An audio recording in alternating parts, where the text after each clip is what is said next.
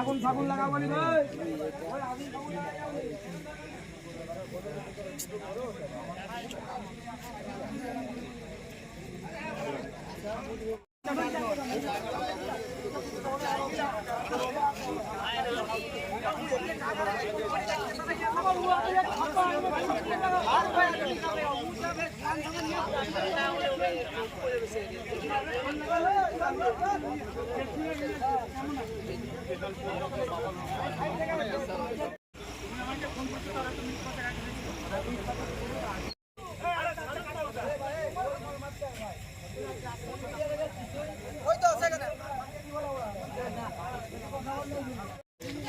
আমাদের এখানে 8 নম্বর আমরাকুচি অঞ্চলে এখানে এটা মানে ঘটনাস্থলে একটা অ্যাক্সিডেন্ট হয় ট্রাক্টরের সঙ্গে আর অ্যাম্বুলেন্সের সঙ্গে। তো আমি মানে বাড়িতে ছিলাম, বিছনায় খবর পেয়ে এখানে এসেছি ঘটনাস্থলে। আমাদের কেশপুর থানার প্রশাসন ব্যবস্থা আছে, ওনারা ব্যাপারটা খতিয়ে দেখছেন কতটা কি ব্যাপার। এর মধ্যে অ্যাম্বুলেন্সে নাকি 6 জন ছিল, ওনারা পুরো স্পট ডেড হয়েছে, ওনাদেরকে নিয়ে গেছে মেদিনীপুরে হসপিটালে।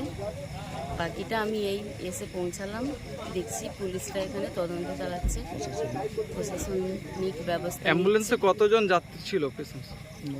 9 জন ছিল, তার মধ্যে 6 জন একবারে স্পট ডেড হয়েছে। কোথাকার কোনো খবর পাওয়া গেছে? না, এখন আমি এই মাত্র আসলাম, কোনো এখন খবর পাইনি।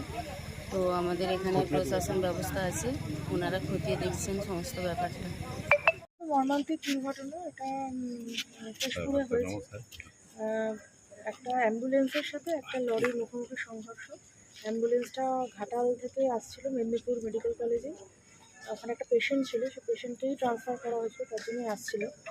এখন পথেই অ্যাক্সিডেন্টটা হয় কেশপুরে, এবং তারপরে ইমিডিয়েটলি পুলিশ অ্যাকশন নিয়ে ওখান থেকে সঙ্গে সঙ্গে রিকভার করিয়ে সকলকে এখানে পাঠানো হয়।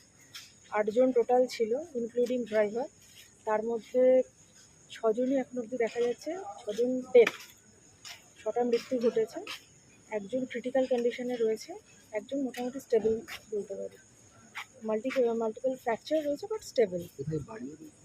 ওদের বাড়ি মূলত হচ্ছে সিকেনগর এরকম ধরনের জায়গা, মানে দাসপুরে, চন্দ্রকোনা, হ্যাঁ এরকম জায়গাতে। তো আইডেন্টিফিকেশান বেশিরভাগেরই হয়ে গেছে, 1-2 জন বাকি রয়েছে। তাদের ফ্যামিলি মেম্বাররা আসছে আর কি, মানে ছেলের বাড়ির থেকে লোকজন আসছে, আসলে পর আমরা হয়তো পুরো আইডেন্টিফিকেশন। সেই পেশেন্ট এখন অবধি ক্রিটিক্যাল কন্ডিশনে রয়েছে। ঠিক আছে, থ্যাংক ইউ।